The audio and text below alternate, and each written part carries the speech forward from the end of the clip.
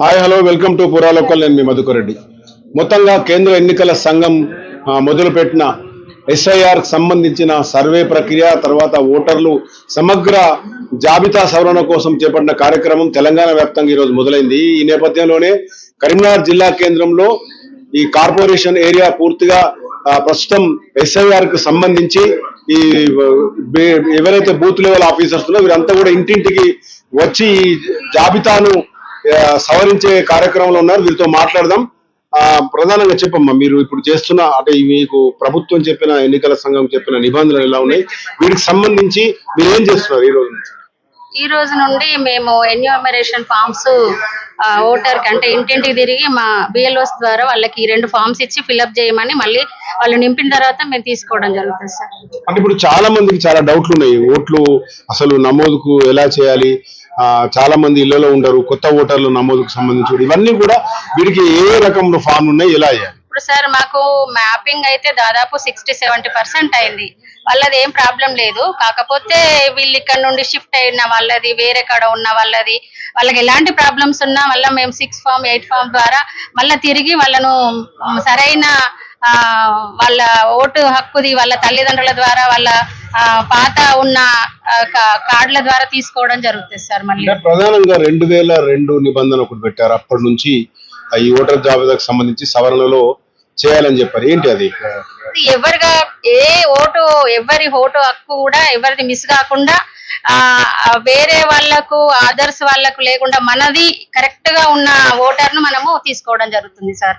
అంటే వాళ్ళ ఓటు హక్కును వాళ్ళు కరెక్ట్ గా ఇప్పుడు 2 చోట్ల వేరే వేరే కాడ అట్లా ఉన్నాయన్ని తొలగించి చనిపోయిన వాళ్ళది, షిఫ్ట్ అయిన వాళ్ళది, వేరే వేరే డబ్బులు వచ్చిన వాళ్ళే తీసించి పారదర్శకంగా ఇప్పుడు ఎవరి ఓటు అయితే ఉన్నదో వాళ్ళ ఓటును మాత్రమే మనము స్వీకరించడం జరుగుతుంది సార్. అంటే చాలా రకాల ఫామ్స్ ఉన్నాయి కదా, ఏ రకాల ఫామ్స్, ఏ నెంబర్ దేనికి?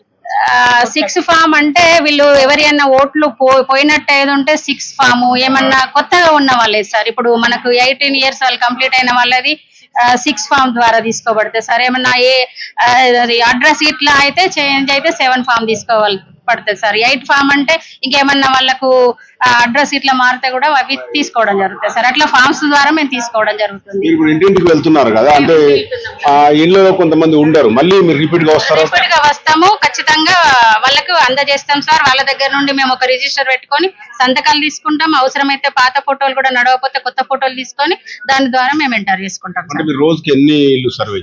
రోజు కంటే కొంచెం వాళ్ళ పనిని బట్టి, వాళ్ళ దూరాన్ని బట్టి, వాళ్ళకున్న టైం బట్టి 12 దాకా అంటే రోజు 50-60 దాకా తీసుకోగలుగుతాం సార్.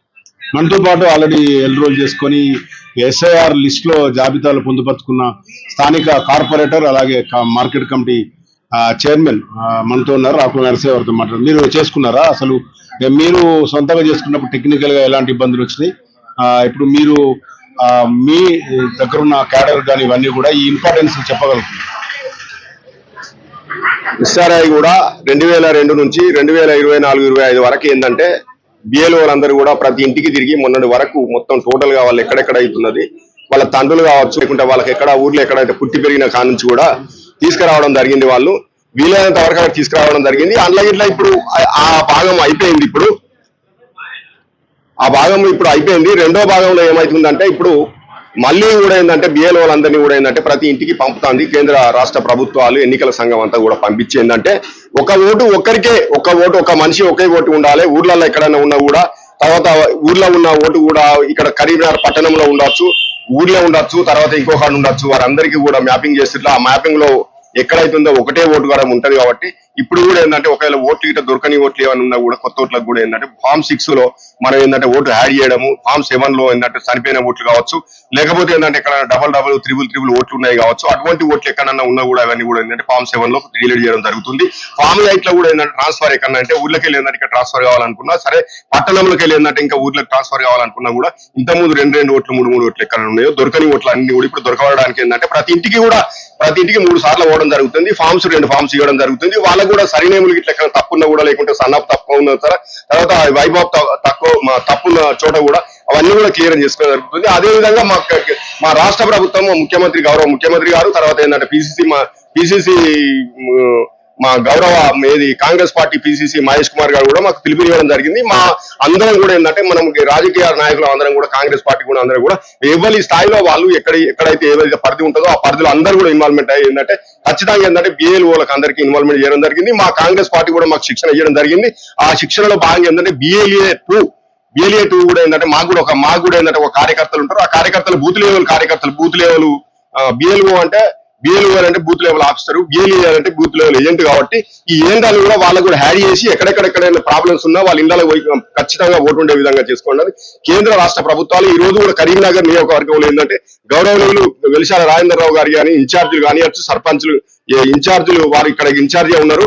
వారి ఆదేశాల మేరకు ఇక్కడ పనిచేయడం జరుగుతుంది. అదేవిధంగా ఇక్కడ ఎవరైతే ఎమ్మెల్యేలు కానీ ఇన్వాల్వ్మెంట్ కానీ తర్వాత కాన్స్టిట్యూన్సీ ఇన్ఛార్జి కానీ పార్లమెంట్ ఇన్ఛార్జి అయిన అందరినీ కూడా కాంగ్రెస్ పార్టీ ఏంటంటే ఇన్వాల్వ్మెంట్ చేసి తప్పకుండా అన్ని ఓట్లు కూడా పోకుండా చూసే బాధ్యత మనది కూడా ఉన్నది. దొంగ ఓట్లు ఎక్కడైనా ఉన్నా కూడా తీసేయవలసిన బాధ్యత కూడా ఉన్నది.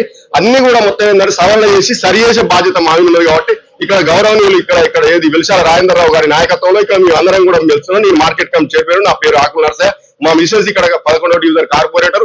ఈ రోజు 11వ డివిజన్ లో మొదలు పెట్టడం జరిగింది. ప్రక్రియ మొత్తం ఏంటంటే పూర్తి స్థాయిలో మా స్థాయిలో కరీంనగర్ లో ఎక్కడ కూడా మా కార్యకర్తలను మమ్మలను మా కార్పొరేటర్లను అందరం కూడా ఇన్వాల్వ్మెంట్ అయ్యి ఇదంతా పూర్తి స్థాయిలో క్లియర్ చేయడం జరుగుతుందని కోరుతున్నాం. మొత్తంగా చూసాం, దాదాపు 4 రోజుల పాటు సాగే ఈ ఎస్ఐఆర్ కి సంబంధించిన సర్వే పూర్తిగా సమగ్రంగా ఈ ఓటర్ జాబితాను సవరించేందుకు ప్రభుత్వం చేపట్టింది. కేంద్ర ఎన్నికల సంఘానికి సంబంధించి ఆయా రాష్ట్రాలకు ఇచ్చిన గైడెన్స్ ప్రకారం ఇక్కడ స్థానికంగా ఉన్న లోకల్ పొలిటీషియన్స్ కానీ ప్రజాప్రతినిధులతో పాటు ఆ బూత్ లెవెల్ ఆఫీసర్స్ కు వీళ్ళందరికీ కూడా ఇన్స్ట్రక్షన్ ప్రకారం కూడా సర్వే చేయడం జరుగుతుంది. అక్టోబర్ లో తుది జాబితాను భారతదేశ వ్యాప్తంగా అన్ని రాష్ట్రాల్లో ఎక్కడెక్కడైతే ఎస్ఐఆర్ జరుగుతుందో అక్కడ లిస్టింగ్ చేసే అవకాశం ఉంది. చూస్తూనే ఉండండి పూరా లోకల్ న్యూస్.